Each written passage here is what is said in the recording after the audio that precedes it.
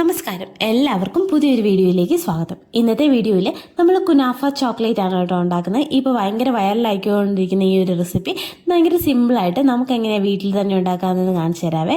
ഇതിന് ഒരുപാട് fancy ingredients ഒന്നും ഞാൻ യൂസ് ചെയ്യുന്നില്ല കേട്ടോ. ചോക്ലേറ്റും പിന്നെ ആ കുനാഫയുടെ മിക്സുമാണ്. അപ്പോൾ അതിന് വേണ്ടിയിട്ട് നമുക്ക് ആ മിക്സ് ഉണ്ടാക്കാൻ വേണ്ടി ആദ്യം മിക്സഡ് ജാറിലേക്ക് നമുക്ക് പിസ്ത ചേർത്ത് കൊടുക്കാം, പാൽപ്പൊടി ചേർത്ത് കൊടുക്കാം, പിന്നെ പിസ്ത എസൻസ് ഞാൻ ചേർക്കുന്നുണ്ട്. അത് ഓപ്ഷനിലാണ് കേട്ടോ, വേണമെങ്കിൽ മാത്രം ചേർത്താൽ മതി. ഞാൻ കുറച്ച് കളർ കിട്ടാനും പിന്നെ ആ ഒരു ഫ്ലേവറിന് വേണ്ടിയിട്ടാണ് ചേർത്തിട്ട് അടിച്ചെടുത്തിട്ടുണ്ട്. ഇനി നമുക്ക് ചോക്ലേറ്റ് എടുക്കാം. ഇതൊന്ന് ഡബിൾ ബോയിൽ ചെയ്ത് മെൽറ്റ് ചെയ്തെടുക്കണം കേട്ടോ. എന്നിട്ട് നമുക്കിനി കുനാഫ വേണം.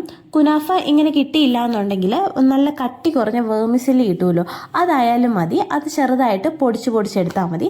എന്നിട്ട് അത് പൊടിച്ചെടുത്ത് മാറ്റി വെച്ചിട്ട് ഇനി ഒരു പാനിലേക്ക് നമുക്ക് കുറച്ച് ബട്ടർ ഇട്ട് കൊടുക്കാം. എന്നിട്ട് അത് നന്നായി ചൂടായി കഴിയുമ്പോഴേക്കും അതിലേക്ക് ഈ പൊടിച്ച് വെച്ചിരിക്കുന്ന കുനാഫ ചേർത്ത് കൊടുക്കാം കേട്ടോ. എന്നിട്ട് നന്നായിട്ടൊന്ന് ഫ്രൈ ചെയ്തെടുക്കാം. നന്നായിട്ടൊന്ന് ഫ്രൈ ആയി കഴിയുമ്പോഴേക്കും ഇത് നമുക്കൊരു പാത്രത്തിലേക്ക് മാറ്റാം.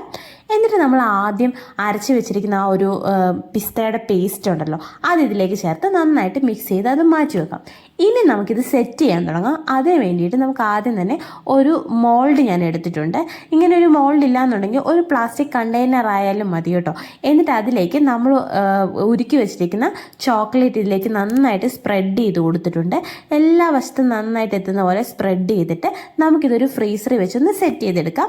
ഒരു അരമണിക്കൂർ കൊണ്ട് തന്നെ സെറ്റായി കിട്ടും കേട്ടോ. എന്നിട്ട് നമുക്ക് ആ കുനാഫയുടെ മിക്സിയിലെ അത് ഇതിലേക്ക് വെച്ച് കൊടുക്കാം.